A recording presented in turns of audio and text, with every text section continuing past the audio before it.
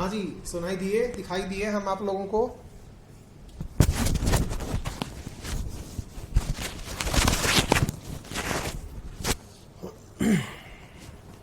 मुझे दिखाई देना शुरू हुआ है।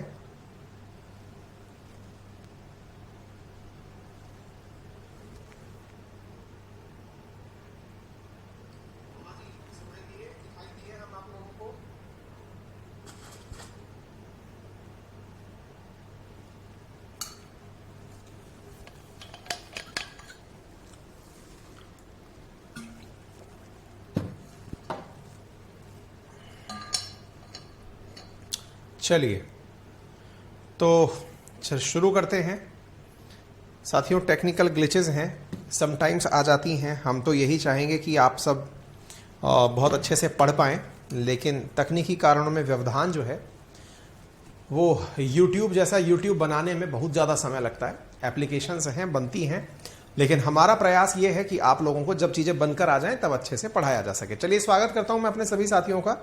मेरे साथ में उपस्थित हो चुके हैं अजीत, मन, विवेक, प्रदुम, देव, पलक, मुकुल, जीतू, पुष्पा, प्राची, श्वेता, राजेश, ललित। सभी साथियों को वेरी गुड इवनिंग। आइए साथियों, सेशन की शुरुआत करते हैं।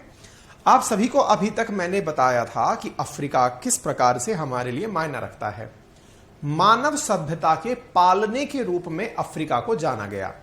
अफ्रीका जिसके बारे में यह कहा गया कि कोई जाने से पहले डरता था, वही अफ्रीका इंसानियत की सबसे पहली, कहते हैं इंसान सबसे पहले कहीं बना था यानी जन्मा था तो वो अफ्रीका ही था। इसलिए अफ्रीका को जानना बहुत जरूरी है।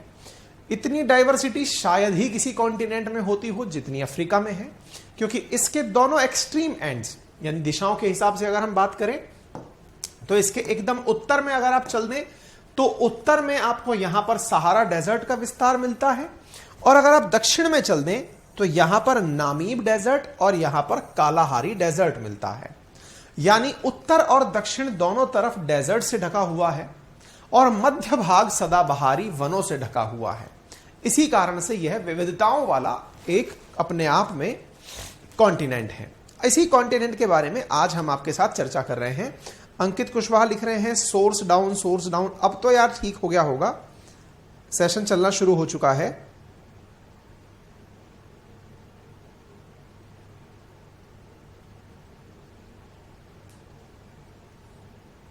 हाँ जी, साउंड रिपीट आ रहा है। नहीं यार, साउंड तो रिपीट नहीं आना चाहिए। वो शुरुआत में आया होगा क्योंकि उस समय पर हमने अपने ही लैपटॉप में एक क्लास और चलाई हुई थी। ठीक है,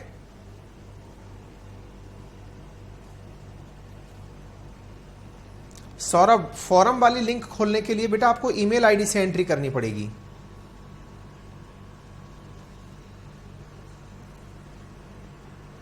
हाँ जी, साउंड रिपीट आ रहा है। नहीं बेटा, सब सही है। मैंने अपना ही आवाज चला के देखी हुई है, सब कुछ एकदम सही तरीके से चल रहा है। ठीक है, आइए तो अब आज के सेशन में हम चर्चा करने वाले हैं अफ्रीका के कुछ सिग्निफिकेंट देशों के बारे में। कौन से देश जिनके बारे में हम लोगों को इसलिए पता होना चाहिए क्योंकि वो वर्ल्ड में कभी ना कभी चर्चा में चले आते हैं। उदाहरण के लिए, हॉर्न ऑफ अफ्रीका के नाम से जाने जाने वाले देशों की जब हम चर्चा करते हैं तो हमारे सामने सबसे पहले निकल कर आते हैं ये चार देश। कौन कौन से? इरिट्रिया, जिबूती, इथोपिया और सोमालिया। इन चार देशों को संयुक्त रूप से, कौन कौन से? इरिट्रिया, इथोपिया, जिबूती और सोमालिया, इन्हें संयुक्त रूप से हॉर्न ऑफ अफ्रीका के नाम से जाना जाता है। हॉर्न ऑफ अफ्रीका के नाम से किन देशों को जाना जाता है? तो आंसर बनकर आता है इरिट्रिया, जिबूती, इथोपिया और सोमालिया। देखो साथियों, ये चारों देश तो आपको वैसे भी याद रखने हैं। हम आपको ये क्यों याद कराना चाहते हैं वो समझ लीजिए, क्योंकि जहां एक और आपको यहां पर जिबूती दिखाई दे रहा है, एक याद रखिएगा, जिबूती की जो मतलब जो फर्स्ट लेटर है वो डी से शुरू होता है ना। तो कई बार डीजे बूती भी कहलाते हैं लोग इसको, है ना, डी के साथ में प्रोनाउंशिएट करते हैं। हाँ जी, तो जिबूती नामक जो स्थान है वो ये रहा। अच्छा, जिबूती नामक स्थान इन दिनों काफी सुर्खियों में है। क्यों सुर्खियों में है? क्योंकि साथियों इस जगह पर चीन के द्वारा अपना बेस बनाया हुआ है। चीन ने अपना यहां पर मतलब नेवल बेस बनाया है ताकि वो इस जगह यानी बाबे मंडल नामक जो स्थान है इस पर अपना नियंत्रण स्थापित कर सके। ये कोई नया बात नहीं है।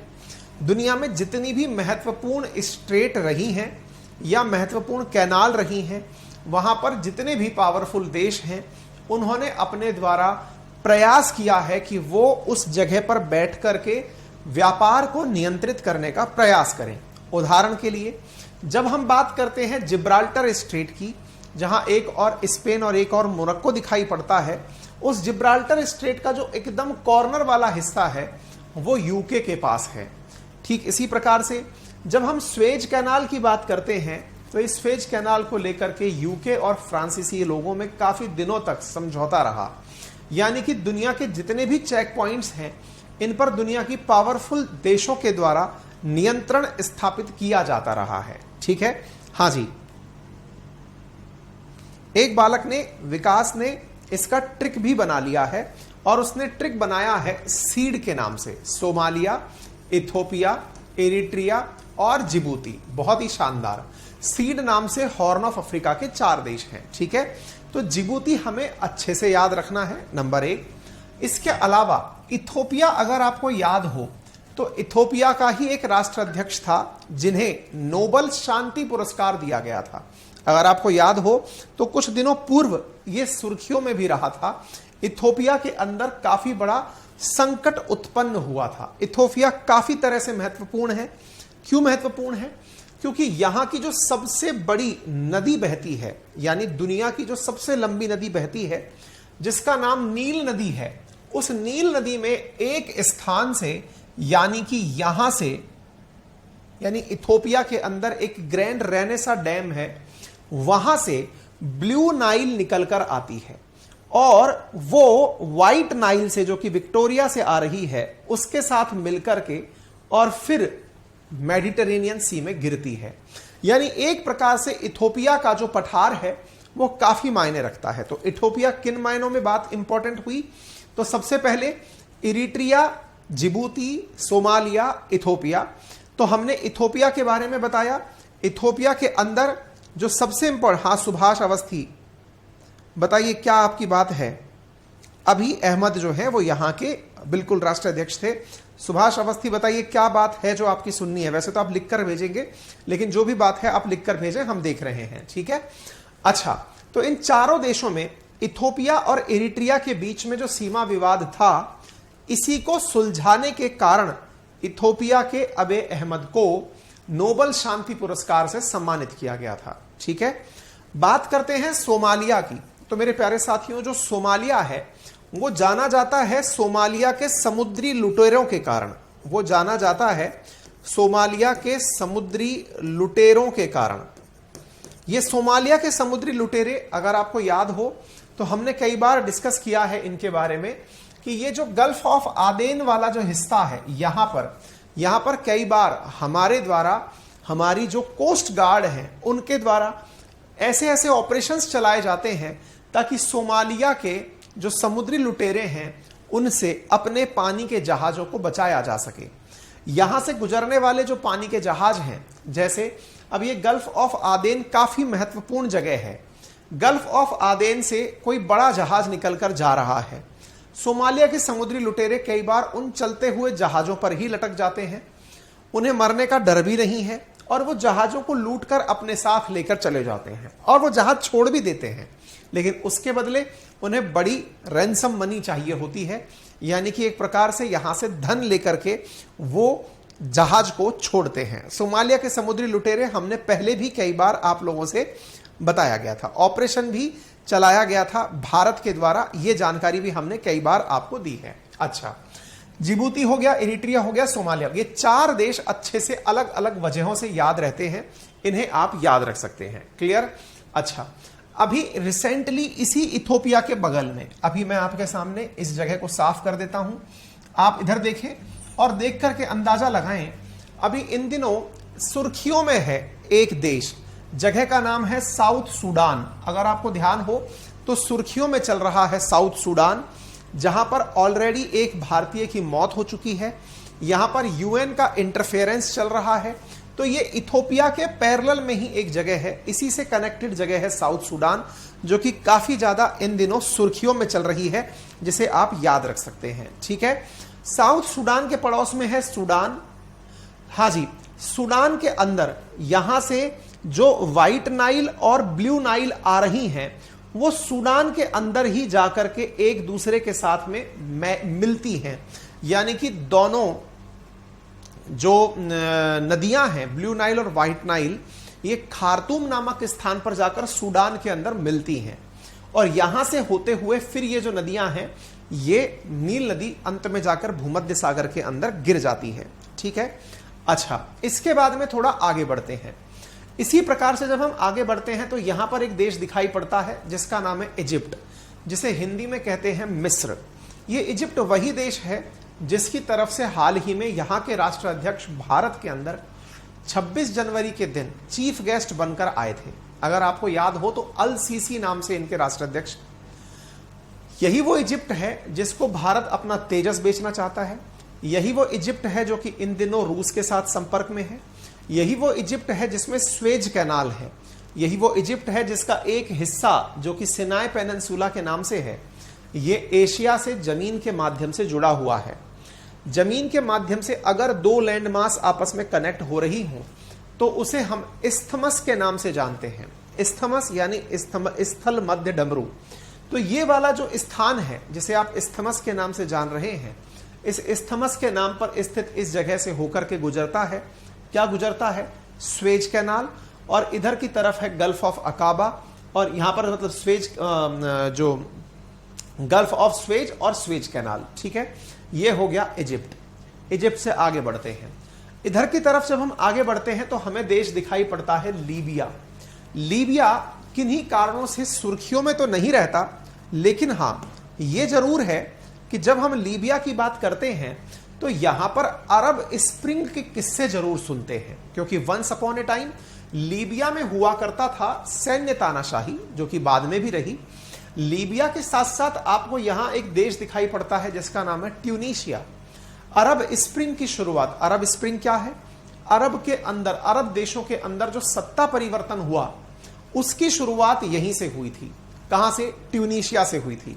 एक समय था जब ये सारे देश, चाहे अल्जीरिया, ये लीबिया हो, चाहे इजिप्ट हो, चाहे सूडान हो, यहां सैन्य शासन या तानाशाही हुआ करता था।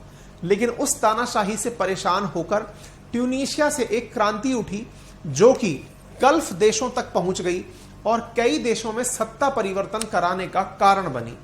सत्ता परिवर्तन की इसी लहर को अरब स्प्रिंग के नाम से जाना जाता है, और यह लहर ट्यूनीशिया से प्रारंभ हुई थी। इसे आप ध्यान रख सकते हैं। इसके बाद में जब हम आगे बढ़ते हैं तो एक देश हमें दिखाई पड़ता है जिसका नाम है अल्जीरिया। अफ्रीका में क्षेत्रफल के आधार पर सबसे बड़ा देश अल्जीरिया ही है। अफ्रीका में जनसंख्या के आधार पर सबसे बड़ा देश नाइजीरिया है। अल्जीरिया और नाइजीरिया हैं दोनों के पीछे ही जीरिया। ठीक है ना? अच्छा, एक बालक कह रहे हैं कि सर इनमें से इंपॉर्टेंट कौन कौन से देश हैं जो याद रखने हैं? अवनी लिख रही हैं। अवनी, इनमें से जो देश याद रह जाएं रख लो। अक्सर याद केवल उन्हें रखा जाता है जो सुर्खियों में है। इनमें से जो देश सुर्खियों में बने रह जाएं, मैं हर देश याद नहीं कराऊंगा, लेकिन मेरे पास ऑन एन एवरेज हर देश के संबंध में कुछ ना कुछ मेमोरी में है, इसलिए मैं बोल दे रहा हूं। इनकेस अगर नहीं भी है तो लोड लेने की जरूरत नहीं है। आप केवल इतना भी आइडिया लगा लें कि हां मैंने ये देश सुना है तो पर्याप्त है। आज असल में थोड़ा सा मैं मतलब काफी देर से आपका इंतजार कर रहा था, क्लास चलने में दिक्कत हो रही थी, तो मोरल एकदम डाउन हो गया। मतलब वो जो जोश था ना पढ़ाने का, वो एकदम कहीं खोसा गया। ऐसा लगा कि यार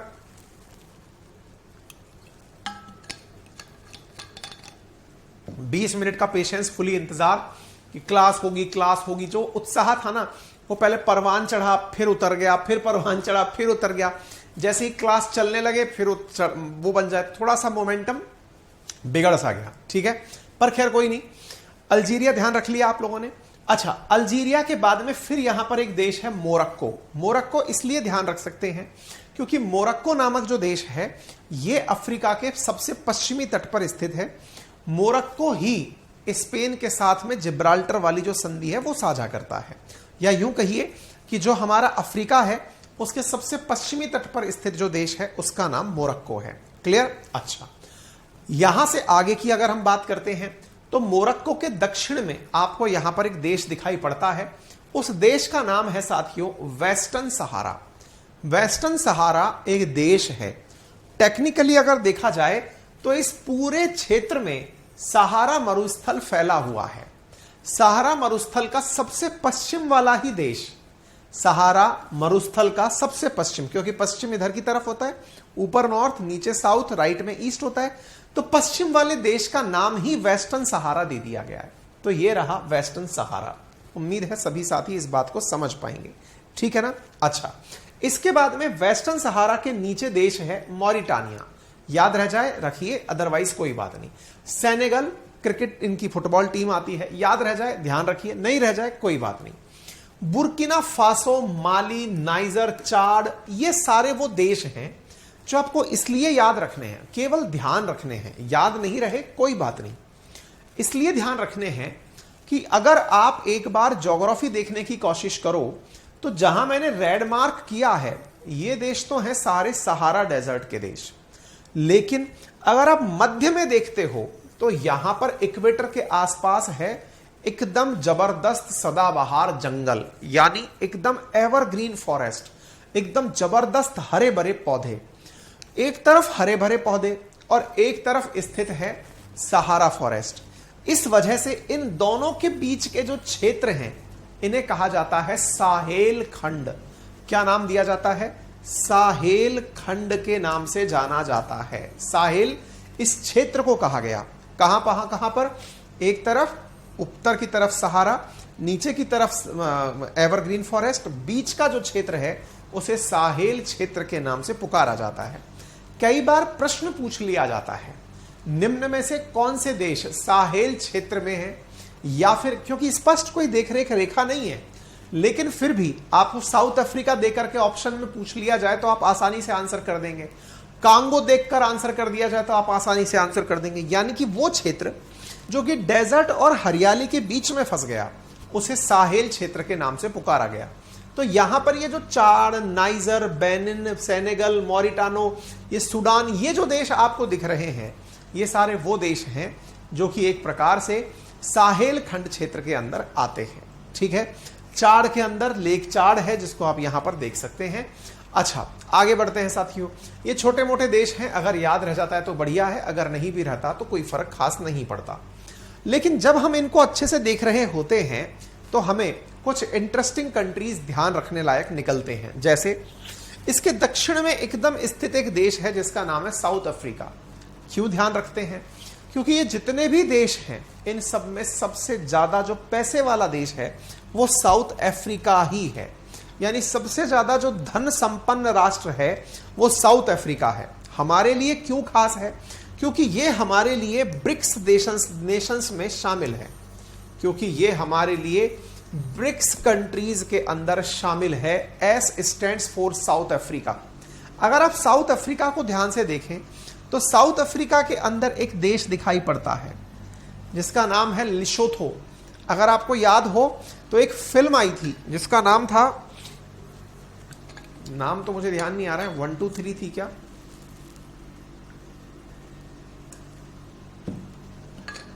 जिसमें एक डायलॉग बड़ा फेमस था, जस्ट चिल धोंदू, जिसमें विपाशा बसु होती है, मिम्बा लिशोथो की राजकुमारी होती है। पता नहीं आपको याद आ रहा है कि नहीं?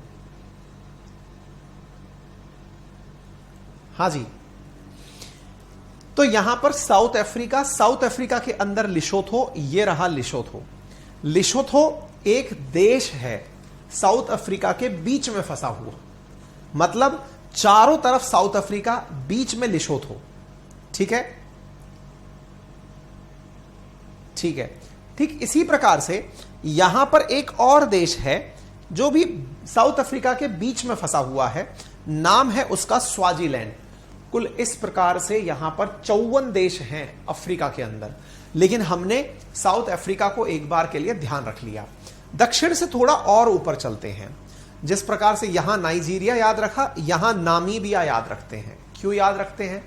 क्योंकि नामीबिया में ही एक डेजर्ट है जिसका नाम है नामीब डेजर्ट। अफ्रीका कॉन्टिनेंट में 3 बड़े डेजर्ट हैं। कौन कौन से? एक का नाम सहारा, एक का नाम नामीबिया, एक का नाम कालाहारी, जो कि इस जगह पर स्थित है। नामीब और कालाहारी, अगर हमने पहले आपको एक विशेषता बताई थी वो चीज ध्यान हो तो आप उससे इसे कनेक्ट कर सकते हैं। कैसे? हमने आपको बताया था कि जहां पर हवा अपने आप को डिसेंड करती है, हवा कहां डिसेंड कर रही है? हमने आपको बताया था कर्क रेखा पर, हमने आपको बताया था मकर रेखा पर। जहां पर जाकर हवा गिरती है वहां पर उच्च वायु दाब के कारण, एयर प्रेशर के कारण डेजर्ट बनते हैं। तो आप इधर की तरफ देख सकते हैं, यहां पर ट्रॉपिक ऑफ कैंसर जहां से गुजर रही है वहां पर डेजर्ट है, और जहां ट्रॉपिक ऑफ कैप्रिकॉर्न गुजर रही है वहां पर भी आपको डेजर्ट दिखाई पड़ते हैं। उम्मीद है आप इस बात से सहमत होंगे। ठीक है, अच्छा, नामीबिया देखिए, इसके बगल में बोत्सवाना। आपको याद है कुछ दिनों पूर्व, आज से साल 2 साल भर पहले, बोत्सवाना सुर्खियों में रहा था। क्यों रहा था? अच्छा हाँ, वो ऑल द बेस्ट करके मूवी है। हाँ, अब याद आ गया मुझे भी, ऑल द बेस्ट करके मूवी है, मुझे भी ध्यान आ गया, बिल्कुल सही। हाँ, जहां लिशोथो के बारे में है। हाँ, मुझे भी ध्यान आ गया। हाँ हाँ, सबको ध्यान आ गया ना, गुड। हाँ, उमेश लिखते हैं कि हमने चीता जो है वो नामीबिया से लिया है। ठीक है, आगे बढ़ते हैं। बोत्सवाना, अगर आपको ध्यान आ रहा हो, यहां हाथियों की मौत हुई थी। कुछ विशेष प्रकार से पानी के जो पॉन्ड हैं उनके अंदर कुछ कंटेमिनेशन हो गया था, जिसके चलते बड़ी संख्या में हाथी, आज से साल 2 साल भर पहले हमने अपने करंट अफेयर के अंदर ये पढ़ाया था। अगर आपको ध्यान हो तो कोई बात, अच्छी बात है, नहीं तो कोई बात नहीं। ऐसे ही एक देश है यहां पर जिसका नाम है जिम्बाब्वे, और उसके साथ बॉर्डर बनाकर रखा हुआ है जाम्बिया। जिम्बाब्वे और जाम्बिया दोनों एक दूसरे के साथ बॉर्डर साझा करते हैं। ऐसे ही यहां एक पानी का चैनल है। चैनल बोले तो जैसे हमने इंग्लिश चैनल के बारे में जाना था डोवर स्ट्रेट के बाद में, बिल्कुल वैसे ही यहां पर एक चैनल है, और उस चैनल का नाम है मोजाम्बिक चैनल। किस किस के बीच स्थित है? मोजाम्बिक नामक देश और मेडागास्कर नामक प्लेट्यू के बीच में। मोजाम्बिक और मेडागास्कर के बीच में स्थित इस चैनल को, चैनल बोले तो पानी का एक रास्ता, उसे हम मोजाम्बिक चैनल के नाम से जानते हैं। जब हम मोजाम्बिक चैनल की बात करते हैं तो यहां पर एक बहुत छोटू सा देश दिखाई पड़ता है जिसका नाम है कोमोरोस, और कोमोरोस के उत्तर में एक और देश दिखाई पड़ता है जिसका नाम है सेशेल्स। सेशेल्स अफ्रीका का क्षेत्रफल के आधार पर सबसे छोटा देश है। दोबारा सुन लीजिए, सबसे बड़ा क्षेत्रफल के आधार पर अल्जीरिया, सबसे बड़ा जनसंख्या के आधार पर नाइजीरिया, क्षेत्रफल के आधार पर सबसे छोटा देश है सेशेल्स। इसे आप याद रख सकते हैं। जब हम इस देश को देख रहे होते हैं तो यहीं पर एक देश और दिखाई पड़ता है जिसका नाम है मॉरिशस। बिल्कुल छोटू सा आइलैंड जैसा नेशन है। साथियों, इंडियन ओशियन यूनियन के नाम से इन देशों को जाना जाता है, जो इंडियन ओशियन के अंदर बहुत ही छोटे छोटे आइलैंड के रूप में स्थित हैं। इसी मॉरिशस के बगल में एक छोटू सा आइलैंड और है जिसका नाम है रीयूनियन आइलैंड, और उस रीयूनियन आइलैंड पर फ्रांस का कब्जा है। यानी एक प्रकार से यहां पर जो इंडियन ओशियन यूनियन देश हैं या आइलैंड्स हैं, उनमें Mauritius, reunion, Seychelles, Madagascar, Comoros, ये छोटे मोटे आइलैंड नेशंस यहां पर स्थित हैं, आइलैंड्स यहां पर स्थित हैं। एक बात आप लोगों ने बहुत अच्छे से नोटिस की होगी, फ्रांस का आइलैंड यहां भी है, फ्रांस फ्रेंच गुयाना में भी है, फ्रांस ऑस्ट्रेलिया के पास भी है, फ्रांस कैरेबियन कंट्रीज में भी है। इससे यह पता चलता है कि ये जितने भी साम्राज्यवादी देश थे, इन सब ने दुनिया को भले ही छोड़ दिया हो, लेकिन आइलैंड्स आज भी समुद्र के बीचों बीच जमा कर बैठे हैं। ऐसे ही कुछ आइलैंड जब हम इस तरफ चलकर देखते हैं तो दिखाई पड़ते हैं। जैसे यहां पर केप वर्डे आइलैंड, स्पेन का कब्जा है। ऐसे ही एक आइलैंड है जो यहां पर आपको विजिबल नहीं होगा, जहां पर नेपोलियन को सजा दी गई थी। दिखाता हूं मैं, आइए इधर देखिए। आपको यहां पर एक आइलैंड दिखाई दे रहा है जिसका नाम है सेंट हेलेना आइलैंड। ये जो सेंट हेलेना आइलैंड है साथियों, इस सेंट हेलेना आइलैंड पर नेपोलियन को, जैसे हमारे यहां अपराधियों को अंडमान निकोबार में भेज दिया जाता था ब्लैक पानी के लिए, काले पानी के लिए। ऐसे नेपोलियन को सेंट हेलेना आइलैंड भेजा गया था जब नेपोलियन बोनापार्ट को मतलब वो करना था, ठीक है ना, मारना था एक प्रकार से, उसको बाहर भेजा गया था। ठीक है, तो आप यहां पर देख लीजिए, मैंने रियूनियन दिखा दिया, अगलेना दिखा दिया, मैं ये छोटे मोटे आइलैंड्स हैं, सेशेल्स वगैरह, ये सब मैंने आपको दिखा दिए। ठीक है ना, ऐसे ही असेंशन, ये ठीक है, ये छोटे मोटे आइलैंड हैं, ले लेंगे इनको बाद में भी। चलिए आगे बढ़ते हैं। तो हम कहां तक पहुंच गए थे? जिम्बाब्वे हो गया, मोजाम्बिक हो गया, मेडागास्कर हो गया, नामीबिया हो गया, ये बोत्सवाना हो गया, जिम्बाब्वे, जाम्बिया, अंगोला तक हम लोग पहुंच गए। चलिए अब थोड़ा आगे बढ़ते हैं। जब हम थोड़ा आगे बढ़ते हैं तो यहां पर एक देश दिखाई पड़ता है, ये रहा देश। उस देश का नाम है मालावी, और उस मालावी देश में एक लेक है, उस लेक का नाम है लेक मालावी। क्यों याद किया जाए? क्योंकि अगर आपको याद हो तो मैंने एक बार अपनी पाठशाला पर एक सेशन किया था जिसमें बताया था कि अफ्रीका दो भागों में बट रहा है। अफ्रीका को दो भागों में बांटने के लिए रिफ्ट वैली का निर्माण हो रहा है, भ्रंश घाटी बन रही है, और जो भ्रंश घाटी बन रही है उसकी शुरुआत लेक मालावी से हो रही है। ये लेक मालावी अफ्रीका जो दो भागों में बट रहा है, प्लेट टेक्टोनिक के हिसाब से अफ्रीका जो बटता जा रहा है, उसमें जो खाई सदृश संरचना बन रही है वो मालावी के अंदर बन रही है, जिसे लेक मालावी के नाम से पुकारा जाता है। इसी प्रकार से यहां से आगे की तरफ चलते हुए लेक टेंगनाई को पड़ता है, और धीरे धीरे इसी प्रकार से यहां पर कुछ लेक्स आपको इसी क्रम में दिखाई पड़ती हैं। Lake Malawi, lake Nyasa, lake Tanganyika को, और यहां ध्यान रखने की बात यह है कि लेक विक्टोरिया जो कि अफ्रीका की सबसे बड़ी लेक है, वो रिफ्ट वैली के अंदर नहीं आती है, वहीं से नील नदी का उद्गम होता है। यह चीज आपको तथ्यात्मक रूप से ध्यान रखनी है। अफ्रीका में स्थित देशों की अगर मैं लिस्ट दिखाऊं तो वो काफी लंबी है, 54 कुल मिलाकर देश आपको यहां पर विजिबल होते हैं। ठीक है ना। अच्छा, जब हमने इक्वेटर की बात करी तो जैसे दक्षिण अमेरिका में इक्वेटर इस पर स्थित देश का नाम इक्वाडोर था, ऐसे ही यहां पर इक्वेटर पर स्थित, इक्वेटर के नजदीक स्थित एक देश का नाम इक्वेटोरियल गुइनिया है, गैबोन है, गैबोन के साथ साथ सेंट्रल अफ्रीकन रिपब्लिक है, साथ में डेमोक्रेटिक रिपब्लिक ऑफ कांगो है, और इसी प्रकार से यहां पर तंजानिया है। तंजानिया के पास में स्थित एक जगह है जिसका नाम जंजीबार है। तंजानिया में अफ्रीका की सबसे ऊंची चोटी स्थित है। माउंट एकांकागुआ कहां पर स्थित है, कमेंट बॉक्स में बता दीजिए। चलिए, इसके बाद में यहां से ऊपर स्थित स्थान का नाम केन्या, जिसकी राजधानी नैरोबी। केन्या इसलिए इन दिनों इंपॉर्टेंट हो रखा है क्योंकि चीन के द्वारा निरंतर यहां पर प्रयास किया जा रहा है। साथियों, आज मुझसे क्लास नहीं पढ़ाई जा रही है, I am very much sorry. कल दोपहर में मैं आप लोगों की क्लास लेकर आऊंगा। आप दोपहर के अंदर, मैं सेशन सुबह के सेशन के अंदर अनाउंस कर दूंगा। फिलहाल के लिए